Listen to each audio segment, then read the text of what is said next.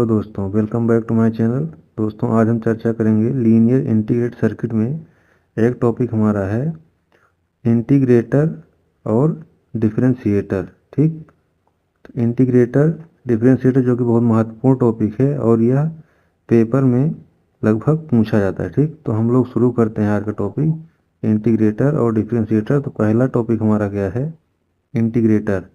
तो हम लोग इंटीग्रेटर में देखते हैं क्या है। इंटीग्रेटर से नाम से हमें पता है। ठीक, इंटीग्रेटर काम क्या है, वह ओपन सर्किट है। ओपन मतलब ऑपरेशनल एम्पलीफायर। ठीक, जो इनपुट सिग्नल का समाकलन मतलब इंटीग्रेशन करता है, अर्थात दूसरे शब्दों में कह सकते हैं आउटपुट सिग्नल इनपुट के एरिया, उसके क्षेत्रफल के समानुपाती होता है। ठीक, इसका ये सर्किट डायग्राम है, देख सकते हैं आप लोग। यहाँ हम जो इनपुट वोल्टेज है VI है, मतलब कहीं कहीं Vin आपको देखने को मिलेगा।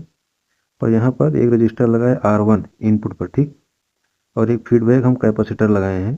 ठीक, और जो हमारा दूसरा टर्मिनल है, ठीक, जिसको हम नाम दिए R कंपरेटर। ठीक, ये हमारा टर्मिनल क्या है, ग्राउंड है, मतलब नॉन इन्वर्टिंग टर्मिनल हमारा ग्राउंड है और इन्वर्टिंग टर्मिनल जो हमारा है उस पर हम इनपुट दिए हैं। ठीक, तो हम लोग अब आगे चर्चा करते हैं, देखते हैं थोड़ा इसके इक्वेशन के बारे में, क्या आता है इक्वेशन। ठीक,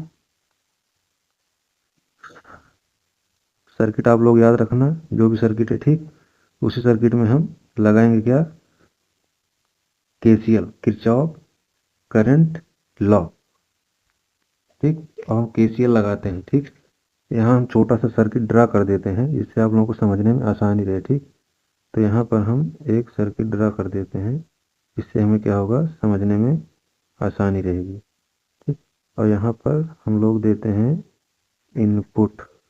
ठीक, इनपुट किस पर है, इन्वर्टिंग टर्मिनल पर।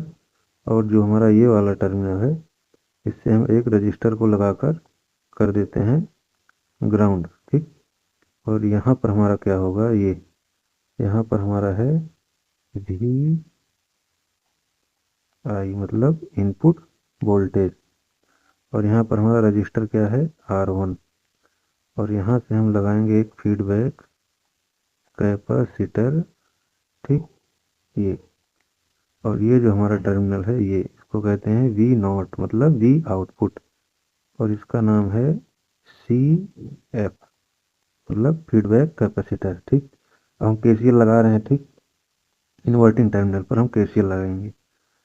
तो यहाँ पर हम देखते हैं क्या, इन्वर्टिंग टर्मिनल पर ये जो हमारा है, ठीक, यहाँ पर वोल्टेज कितना है, यहाँ पर वोल्टेज हमारा है Vin। ठीक, और यहाँ पर देखेंगे 0 वोल्ट है। ठीक, तो due to virtual short circuit यहाँ पर भी 0 वोल्ट होगा।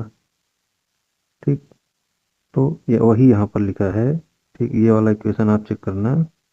ठीक, VI माइनस VA, मतलब यहाँ का भी जो हम इनपुट वोल्टेज माने हैं VA माने, अपान में रेजिस्टेंस कितना है, R1। अब आपको पता होगा जो कैपेसिटर पर हम निकालते हैं। ठीक, तो वहाँ पर क्या होता है, C dVI अपॉन dt। तो जो VI का मान है वो कितना है, VA माइनस V0, जो हमारा इनपुट है उसमें से हम घटाएंगे। ठीक, तो यहाँ पर अब हम इसको क्लियर कर दें। अब यहाँ से देखिए, यहाँ इक्वेशन साफ साफ लिखा है, जो हमारा VA है वो 0 है। ठीक, इसीलिए वो टर्म हमारा हट गया। यहाँ पर क्या बचा, सिंपल सा VI अपॉन R1। और यहाँ पर भी हमारा वही है। ठीक, VA हमारा 0 है तो VA हट गया, माइनस हमारा यहाँ आ गया। ठीक, और ये सिंपल सा हो गया minus CF dV0 upon dt। अब उसी को हम सिंपल सा इस तरीके से लिख सकते हैं, पक्षांतर करके dV0 upon dt equal to -1 upon R1 CF into VI। ये हमारा सिंपल सा है। ठीक, तो आप लोग इसको देख लीजिए, स्क्रीनशॉट लेना हो ले लीजिए, क्योंकि बहुत इंपॉर्टेंट टॉपिक है, हमारा लास्ट में आ जाएगा जो हमें चाहिए, आउटपुट वोल्टेज। ठीक, अब यहाँ पर हम देख लेते हैं कि हमारा आउटपुट वोल्टेज क्या आएगा। ठीक, अब इसे इंटीग्रेटर पढ़ रहे हैं। ठीक, तो हमको इंटीग्रेट करना पड़ेगा। ठीक, तो यहाँ पर हमने इंटीग्रेशन किया।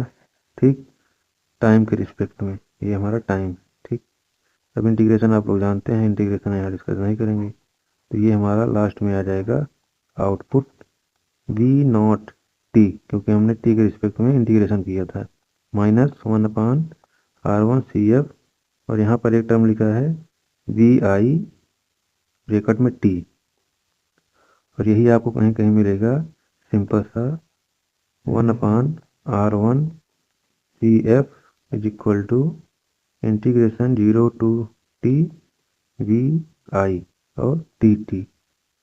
ये भी अगर कहीं लिखा है तो सही है, ठीक। ये चीज़ आप लोग ध्यान देना,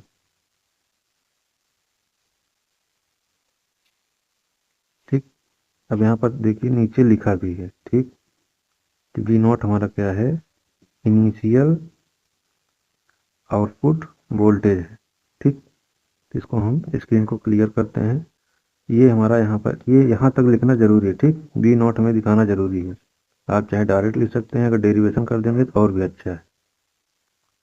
अब अगली स्लाइड पे चलते हैं हम लोग, इसके थोड़ा लाभ हानि और इसके हम एप्लीकेशन भी देख लेते हैं, ठीक। तो ये हमारा है, इसका लाभ है और इसके हानि है। अब एडवांटेज है इसके। एडवांटेज में क्या गया है, लाभ, सिग्नल का समाकलन इंटीग्रेशन करने में सक्षम, मतलब इंटीग्रेशन करना आसान है। तो फिर अगला क्या है, वेवफॉर्म जनरेशन, जैसे स्क्वायर वेव से हमें ट्रायंगुलर वेव में कन्वर्ट करना है। स्क्वायर वेव मतलब अगर हमारा इनपुट इस तरीके से है, ठीक, इसको हमें कन्वर्ट कर किस में कर देगा, ये ट्रायंगुलर वेव में, मतलब इस तरीके से, ठीक। फिर इसका यूज कहाँ है, analogue computer waveform shaping signal processing में इसका यूज हम करते हैं। इसके डिसएडवांटेज क्या क्या है, डीसी ऑफसेट वोल्टेज जो हमारा होता है, ठीक, के कारण ड्रिफ्ट हो सकता है। जैसे आप लोग पढ़े होंगे ड्रिफ्ट करंट, ठीक। तो एक ड्रिफ्ट करंट होता है, तो ये बता रहा है कि जो हमारा डीसी ऑफसेट वोल्टेज है उसके थ्रू हमारा ये ड्रिफ्ट करंट जो है वो जनरेट हो सकती है, ठीक, जो कि सही नहीं है। दूसरा हमारा बहुत अधिक उच्च आवृत्तियों पर शोर नॉइज बढ़ता है, मतलब अगर फ्रीक्वेंसी हमारी ज़्यादा है, फ्रीक्वेंसी हम बढ़ा देंगे, ठीक, तो वहाँ पर नॉइज हमारी बढ़ जाएगी, शोर हमारा बढ़ जाएगा। और तीसरा पॉइंट है सटीकता, एक्यूरेसी घट सकती है। यदि आर तथा सी स्थिर ना हो तब जो हमारा रजिस्टर है, ठीक, और कैपेसिटर, इनका मान हमें फिक्स करना पड़ेगा। अगर मान नहीं फिक्स करेंगे तो एक्यूरेसी हमें नहीं मिलेगी, ठीक। अब आगे हम इसके थोड़ा एप्लीकेशन देख लेते हैं।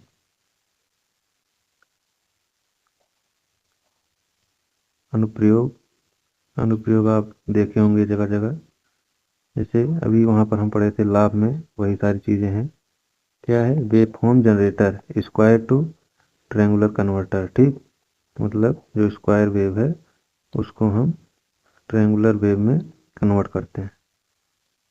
फिर एनालॉग कंप्यूटर में इंटीग्रेशन ऑपरेशन, आपको पता ही होगा जो एनालॉग कंप्यूटर थे अब तो डिजिटल हो गया, 0 1 के फॉर्म में सारा डेटा हमारा कन्वर्ट होता है। पहले था जैसे पास्कल वगैरह था, ठीक, तो उसमें क्या था, सारा डेटा एनालॉग, जैसे टेम्परेचर है, दाब है, मतलब प्रेशर, टेम्परेचर, ठीक, एक्सीलरेशन हो गया, वेव हो गया, स्पीड हो गया, या कोई विजुअल डेटा हम रिकॉर्ड कर रहे हैं, वॉइस, वीडियो, चलचित्र, ये सब, तो ये सब क्या होता है, हमारा एनालॉग सिग्नल होता है। इनका वेव फॉर्म हमेशा इस तरीके से बनता है। तो ये हमारा एनालॉग सिग्नल है, ठीक। जो हम स्क्वायर वेव पढ़ते हैं इसी का कन्वर्जन है, ठीक, इसी का कन्वर्जन है। और ये डेटा को स्टेप के रूप में देता है और इसको हम आसानी से 1 0 फॉर्म में कन्वर्ट कर लेते हैं। जैसे ये हमारा हो गया 0, ये हमारा हो गया 1, ये हमारा 0, ये हमारा 1, ये 0, ये 1, ठीक, इस तरीके से। फिर अगला क्या है, सिग्नल प्रोसेसिंग सर्किट में, ठीक। सिग्नल प्रोसेसिंग आप पढ़े होंगे, उसमें जैसे हम एम्पलीट्यूड को शिफ्ट कर रहे हैं, ठीक, फेज को शिफ्ट कर रहे हैं, टाइम को शिफ्ट कर रहे हैं, फ्रीक्वेंसी को शिफ्ट कर रहे हैं, ठीक। ये सब हम सिग्नल प्रोसेसिंग में देखते हैं, जो सिग्नल प्रोसेसिंग सर्किट होती है, ठीक। एम्पलीट्यूड मॉड्यूलेशन या एम्पलीट्यूड शिफ्ट की, pulse code modulation, phase shift, ठीक, इस तरीके से यहाँ पर ये सब सारी चीज़ें हम देखते हैं, वहाँ पर इसका यूज होता है, ठीक। तो ये इतना था हमारा इंटीग्रेटर। ठीक, एक बार आप देख लीजिए, इसके अनुप्रयोग हैं, ये इसके डिसएडवांटेज, ये इसके लाभ। ठीक, बाकी इसका हम डेरिवेशन करते हैं तो आउटपुट वोल्टेज आता है। बाकी गेन वगैरह हम निकालते हैं लाप्लास ट्रांसफॉर्म का यूज करके। ठीक, इसका गेन हम यहाँ थोड़ा बता देते हैं आपको, एक बोर्ड ले लें हम। ठीक, तो आपको थोड़ा हम यहाँ पर बता दें कि इसका हम गेन कैसे निकालते हैं। ठीक, जो भी हमारा आउटपुट आया था, ठीक, उसका हम लेंगे लाप्लास ट्रांसफॉर्म, और जब लाप्लास ट्रांसफॉर्म लेंगे तो वी नॉट अब टाइम डोमेन से कहाँ चला गया, एस डोमेन में। ठीक, फिर उसका एस डोमेन में लेंगे तो 1/s/R1 C F into V I S. ये लाप्लास ट्रांसफॉर्म लेने के बाद आएगा जो हमारा आउटपुट आया था वी नॉट। ठीक, अब इसका ट्रांसफर फंक्शन क्या होगा, ट्रांसफर फंक्शन क्या होता है, आउटपुट और इनपुट का रेशियो, तो वी नॉट अपॉन वी आई। ठीक, तो हमारा होगा क्या, ट्रांसफर फंक्शन। ठीक, ट्रांसफर फंक्शन किसी का भी निकालते हैं तो इनपुट और आउटपुट का रेशियो ही होता है। अब सिंपल सा क्या बचेगा, S/R1 CF। ठीक, तो ये हमारा हो गया ट्रांसफर फंक्शन। अब जैसे हमें गेन निकालना हो, गेन निकालेंगे तो 2πf हमें ओमेगा में कन्वर्ट करना पड़ेगा। ठीक, अब इसका हम गेन नहीं, हम देख लेते हैं सिंपल सा कि यूनिटी गेन बैंडविड्थ क्या होता है। ठीक, यूनिटी गेन क्यों जरूरी, यूनिटी गेन बैंडविड्थ। तो यूनिटी गेन बैंडविड्थ जब हम निकालेंगे तो सीधा सा आता है ये एफ ए बराबर 1/2πR1 CF, ये इसका यूनिटी गेन बैंडविड्थ है। ठीक, तो आपको पेपर में जो भी बताना है आप यहाँ से डिटेल में बता सकते हैं। तो हम लोग आगे चलते हैं, अब देखते हैं डिफरेंशिएटर। ठीक, तो ये आप लोग देख लीजिए। ठीक, आउटपुट इक्वेशन है, ये इसका सर्किट डायग्राम है। ठीक, इसकी डिफिनीशन है सिंपल सा। बाकी केसीएल वगैरह आप लोग जानते होंगे, केसीएल लगा के हम आउटपुट वोल्टेज निकाल लेंगे। बाकी हमें गेन वगैरह निकालना है तो हम लाप्लास ट्रांसफॉर्म का यूज़ करेंगे। अब अगला हमारा है डिफरेंशिएटर। ठीक, अब देखते हैं डिफरेंशिएटर क्या होता है। ठीक, जैसे यहाँ डिफिनीशन है डिफरेंशिएटर का, क्या है डिफिनीशन, डिफरेंशिएटर वह ओपएम है, ओपएम मतलब ऑपरेशनल एम्पलीफायर। ठीक, सर्किट है जो इनपुट सिग्नल का अवकलन डिफरेंशिएशन करता है, अर्थात दूसरे बात में कहें तो आउटपुट जो सिग्नल है इनपुट की दर रेट ऑफ चेंज के समानुपाती होता है। ठीक, रेट ऑफ चेंज मतलब जो भी हमारा होगा, जैसे dV/dt। ठीक, तो क्या है, ट्रांसफर फंक्शन की तरह है ना, ये रेशियो निकाल रहा है, मतलब रेट ऑफ चेंज।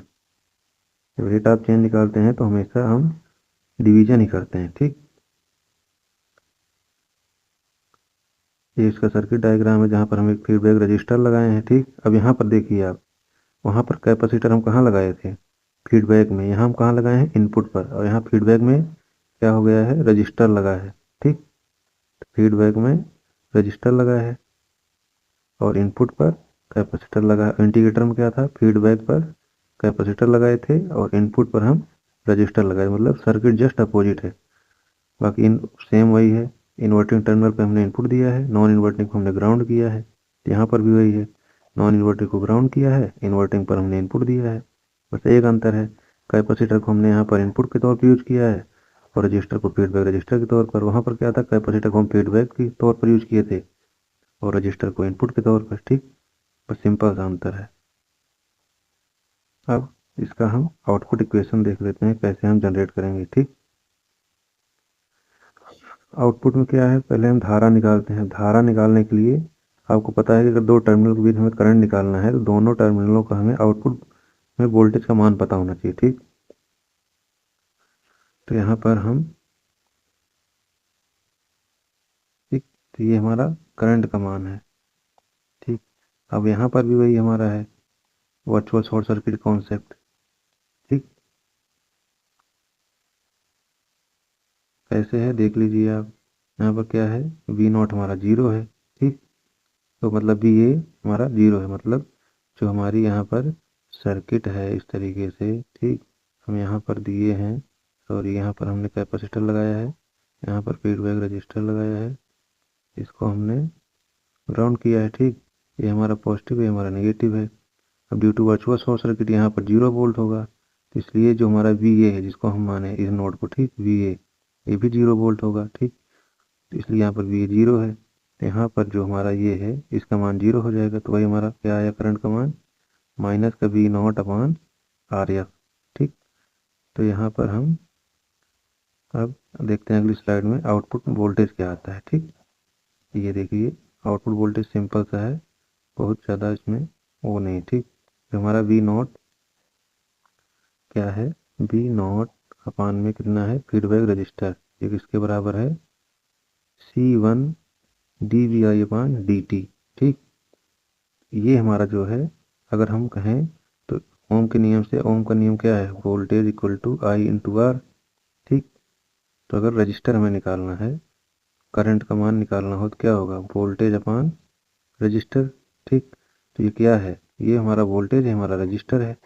तो C1 D V I upon D T ये क्या होगा, ये हमारा होगा करंट, क्योंकि ये तो पूरा हो गया वी अपान आर, तो इसके इक्वल क्या है, करंट, ओम के नियम से, ठीक। तो ये हमारा है करंट, ठीक। इसको हम एज अ ट्रीट करते हैं करंट, ठीक। इसको हम ये भी कहते हैं कि ये क्या है, ये हमारा है हाई पास फिल्टर, इसको हम as a high pass filter use करते हैं, ठीक। बाकी जो हमारा इंटीग्रेटर है, जो भी हमने पीछे पढ़ा इंटीग्रेटर, उसको हम यूज करते हैं as a low pass filter, ठीक। तो यहाँ पर हमारा आउटपुट वोल्टेज का मान क्या हो गया, minus R C R F C1 D V I पान डी टी, ये हमारा आता है यहाँ पर आउटपुट वोल्टेज, ठीक। यहाँ पर भी अगर हम लाप्लास ट्रांसफॉर्म इसका लेंगे तो क्या जनरेट हो जाएगा, हमें मिल जाएगा ट्रांसफर फंक्शन, और यूनिटी गेन हमें मिल जाएगा, ठीक। तो अगर इसका हम निकालें ट्रांसफर फंक्शन, ठीक, ट्रांसफर फंक्शन तो हम निकाल लेंगे। पहले हम इसका निकाल लेते हैं unity gain bandwidth. Unity gain bandwidth कैसे निकालेंगे, यहाँ पर यूनिटी गेन बैंडविड्थ, ठीक। तो क्या होगा, unity gain bandwidth F A बराबर 1/2 पाई आर एफ C1, ठीक। ये हमारा यूनिटी गेन बैंडविड्थ आता है इसका। जब हम लाप्लास ट्रांसफॉर्म लेंगे तो ट्रांसफर फंक्शन निकालेंगे वी नॉट और बी आई के बीच में, तब तो वहाँ से हमारा निकल कर आता है, ठीक। अब आगे इसमें बहुत कुछ खास नहीं है, बस आपको सिंपल सा इसकी डिफिनीशन बतानी है, ठीक। और डिफिनीशन बताने के बाद आपको इसका आउटपुट इक्वेशन वी नॉट जो हमारा है इसको लिखना पड़ेगा, ठीक। अगर डेरिवेशन करते हैं तो और अच्छा है, नहीं डेरिवेशन करते हैं तो आपको ये इतना बताना पड़ेगा, ठीक। ये आप एक बार फिर से देख लीजिए, यहाँ पर ये जो हमारा है ये इतना और बहुत शॉर्ट में लिखा है, बहुत ज़्यादा कॉम्प्लेक्स नहीं, ठीक। ये इसकी छोटी डिफिनीशन है, इसका सर्किट डायग्राम है। आप अगर सर्किट डायग्राम इस तरीके से नहीं बना पा रहे हैं, ठीक, तो आप सिंपल सा इसको, जो इसमें हम करंट वोल्टेज इन सब चीज़ों का मान दिखाएं, ठीक, आप उसको हटा के सिंपल से इसको दिखाइए वी नॉट, और यहाँ पर आप एक कैपेसिटर लगा के इसको ऐसे कनेक्ट करिए, यहाँ पर एक फीडबैक रजिस्टर लगाकर ऐसे, और यहाँ पर इसको ग्राउंड कर दीजिए रजिस्टर लगा कर, ठीक। ये हमारा non inverting terminal, inverting terminal. यहाँ पर हम लेंगे वी आई, इसको आप दिखा दीजिए, हमारा C1 है, ये हमारा आर एफ है, बस हो गया। हम इतना भी दिखा सकते हैं सिंपल सा, ठीक। तो इसकी डिफिनीशन है, इसका आउटपुट इक्वेशन हम हल करेंगे और लाप्लास ट्रांसफॉर्म लेंगे तो हमें आउटपुट वोल्टेज मिल जाएगा, ठीक। अब हम देख लेते हैं इसके लाभ क्या क्या हैं, इसके हानि क्या है, डिसएडवांटेज क्या है, एडवांटेज क्या है, और एप्लीकेशन इसको हम यूज कहाँ करते हैं, ठीक। तो इसका हम लाभ देखते हैं। लाभ कहाँ है इसका, ये है, ठीक। ये है इसका लाभ। ठीक, सिग्नल के तीव्र परिवर्तन को पहचानने में उपयोगी। अगर कोई सिग्नल है बहुत फास्ट है, ठीक, बहुत तेजी से परिवर्तन हो रहा है, तो वहाँ पर हमें क्या यूज करते हैं, डिफरेंशिएटर। ठीक, फिर क्या है, waveform conversion triangular to square. अब वहाँ पर हम क्या कर रहे थे, स्क्वायर वेव को ट्रायंगुलर वेव में कन्वर्ट कर रहे थे। ठीक, लेकिन यहाँ पर जस्ट अपोजिट है। अगर ट्रायंगुलर वेव है तो उसको हम स्क्वायर वेव में कन्वर्ट करेंगे। ठीक, जस्ट अपोजिट है। दूसरा क्या है, एज डिटेक्शन और फ्रीक्वेंसी मॉड्यूलेशन में उपयोगी। ठीक, अगर हमको एज डिटेक्शन करना है या फ्रीक्वेंसी मॉड्यूलेशन करना है तो वहाँ पर हम डिफरेंशिएटर यूज करेंगे। अगर आप फ्रीक्वेंसी मॉड्यूलेशन किए होंगे, फ्रीक्वेंसी शिफ्ट की, तो वहाँ पर हम इंटीग्रेशन का यूज करके जो हमारा वैल्यू आता है वहाँ पर हम फाइंड करते हैं। ठीक, अब इसका डिसएडवांटेज, उच्च आवृत्तियों पर शोर संवेदनशील, मतलब नॉइज सेंसिटिव, बहुत ज़्यादा हाई फ्रीक्वेंसी होगी वहाँ पर हमें नॉइज थोड़ा देखने को मिलेगी। ठीक, स्टेबिलिटी क्या है, स्थिरता, इसकी स्टेबिलिटी बहुत कम है। ठीक, ये इसका बहुत बड़ा डिसएडवांटेज है। लोग स्टेबिलिटी ढूंढते हैं कि कोई प्रोडक्ट ले रहे हैं, स्टेबल नहीं है, आज लिए 4 दिन बाद खराब हो गया, तो क्या मतलब है। ठीक, चेक करते हैं ना जब कोई सामान हम खरीदते हैं तो क्या क्वालिटी है, कितने दिन चलेगा, कितने दिन वारंटी है, कितने दिन गारंटी है, सारी चीज़ें। ठीक, तो व्यवहार, और अगला क्या है, व्यवहारिक सर्किट में लिमिटिंग टेस्टर की आवश्यकता, जो हमारी प्रैक्टिकल सर्किट होती है। ठीक, एक आइडियल होती है, एक हम पढ़ते हैं आइडियल, एक आइडियल पढ़ते हैं हम। ठीक, और एक पढ़ते हैं प्रैक्टिकल। तो प्रैक्टिकल सर्किट, ठीक, आइडियल तो पढ़ते हैं बस, ठीक, बाकी सारी चीज़ें प्रैक्टिकल ही होती हैं। जो प्रैक्टिकल सर्किट होती है वहाँ पर हम लिमिट को सेट करने में इसका यूज करते हैं। ठीक, आगे क्या है, इसके अनुप्रयोग क्या है, वेव शेपिंग सर्किट। ठीक, वेव शेपिंग सर्किट मतलब वही कि ट्रायंगुलर वेव को हम स्क्वायर वेव में बदलेंगे, शेप में कन्वर्ट करेंगे। मतलब ट्रायंगुलर है तो किस शेप में कन्वर्ट कर रहे हैं, स्क्वायर में। ठीक, तो वही है वेव शेपिंग सर्किट। अगला हमारा क्या है, पल्स एंड एज डिटेक्शन। ठीक, जैसे अभी हमने यहाँ पर देखा था, एज डिटेक्शन और फ्रीक्वेंसी मॉड्यूलेशन में यूज करते हैं। ठीक, और तीसरा क्या है, हाई फ्रीक्वेंसी सिग्नल एनालिसिस। ठीक, बहुत ज़्यादा फ्रीक्वेंसी है तो वहाँ पर इसका भी यूज करते हैं सिग्नल को रीड करने के लिए। ठीक, अभी आपने यहाँ पर पढ़ा था ना कि अगर हमारा सिग्नल बहुत तेजी से भाग रहा है, ठीक, बहुत फास्ट, अगर कोई वीडियो हम चला देते हैं बहुत फास्ट चलता है। अब फास्ट में क्या है, वीडियो में जो स्टेप्स हैं उसको भी देखना है और जो हमारा टोन है, वॉइस, उसको भी मैच कराना है। ठीक, तो वहाँ पर हम यूज करते हैं इसको कि वॉइस और टाइमिंग सेम हो।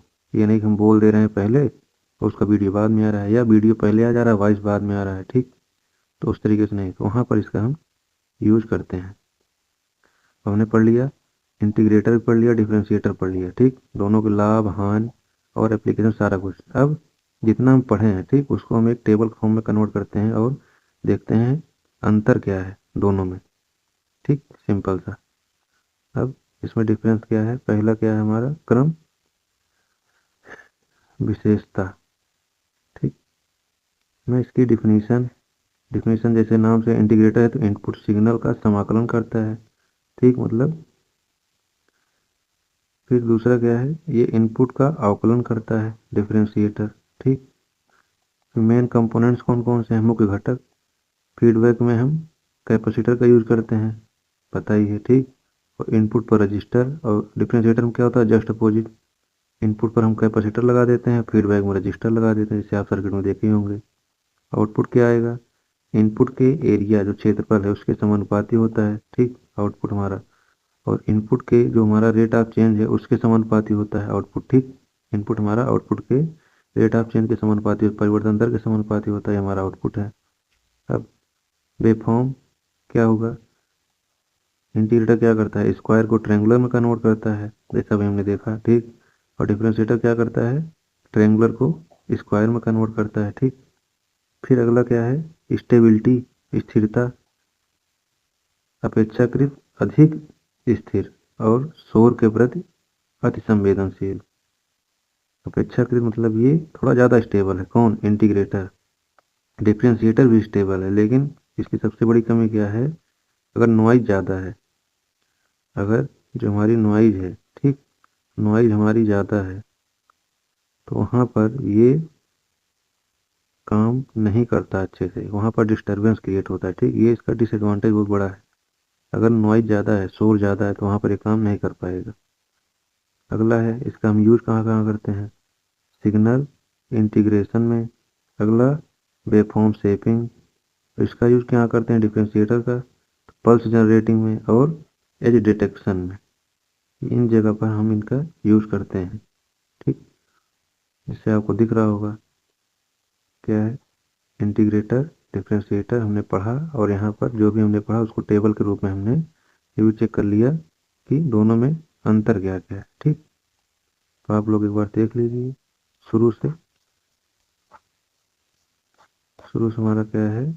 लीनियर इंटीग्रेटेड सर्किट, जिसमें हम पढ़ रहे हैं कि आज इंटीग्रेटर, ये इसका डिफिनीशन है, ठीक। ये इसकी डिफिनीशन है, ये इसका सर्किट डायग्राम है, ठीक। ये अगर हम आउटपुट वोल्टेज निकाल रहे हैं तो वहाँ पर हम केसीएल लगा के आउटपुट वोल्टेज निकाल लेंगे, जो भी आएगा उसका इंटीग्रेशन कर देंगे तो हमें आउटपुट वोल्टेज मिल जाएगा, ठीक। इसके लाभ, इसकी एडवांटेज क्या है, डिसएडवांटेज क्या है, ठीक, ये देख लीजिए। उसके बाद इसकी एप्लीकेशन है, ठीक। फिर हमारा डिफरेंशिएटर आ गया, इसकी डिफिनीशन है, इसका सर्किट डायग्राम है। उसके बाद इसका आउटपुट इक्वेशन क्या है? दिया है, ठीक। यहाँ पर भी वैसे निकालेंगे जैसे हम इंटीग्रेटर में निकाले थे। ये इसका आउटपुट वोल्टेज आ गया।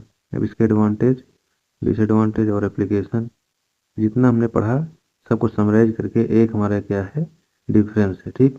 तो ये बहुत महत्वपूर्ण टॉपिक है। तो आप लोगों से बस यही उम्मीद है कि आप लोग चैनल सब्सक्राइब करें, और जो भी आपके दोस्त यार हैं, ठीक, उनको आप शेयर करिए जिससे वो भी इसको पढ़ें और नॉलेज गेन करें। और पेपर के दृष्टिकोण से बहुत महत्वपूर्ण, ठीक। पेपर में जैसे अभी पिछला वीडियो हमने बनाया है, ठीक, आप जाकर प्ले स्टोर में देखेंगे, मिलेगा वहाँ पर inverting and non inverting amplifier close loop configuration use करके, ठीक। बहुत इंपॉर्टेंट टॉपिक है और पेपर में बार बार पूछा जाता है, ठीक। वैसे इंटीग्रेटर और डिफरेंशिएटर भी है, पेपर में आएगा जरूर, 101% सिक्योर है, ठीक। तो आप लोग इसको पढ़ लीजिए। इसमें सारा कुछ हमने समराइज किया है बहुत कम शब्दों में, और बहुत जो इसका इक्वेशन है, ठीक, डेरिवेशन, उसको भी हमने समराइज किया है बहुत कम में, जिससे आप लोगों को दिक्कत ना हो, ठीक। तो उम्मीद है कि वीडियो आप लोगों को अच्छा लगा होगा। तो चैनल को सब्सक्राइब करें और बेल आइकन को दबा दें, ठीक, प्रेस कर दें, जिससे जो भी नोटिफिकेशन है आप लोगों को मिले, ठीक। Thank you, take care. बाकी जो भी इम्पोर्टेंट वीडियो हैं, लेक्चर्स हैं, ठीक, हम डेली अपलोड करेंगे। जो भी आपके दोस्त यार हैं पढ़ने लिखने वाले, आप उनको शेयर करिए ज़्यादा से ज़्यादा, ठीक, क्योंकि पेपर का टाइम आ गया है, ज़्यादा दिन बचा नहीं, ठीक। जितने इंपॉर्टेंट टॉपिक हैं लीनियर इंटीग्रेटेड सर्किट में, एलआईसी में, सारा टॉपिक हम कवर करेंगे, ठीक, कायदे से। तो आप लोग यहाँ पढ़िए और आपका नॉलेज भी गेन होगा और पेपर भी अच्छा जाएगा, ठीक। Okay, thank you, take care.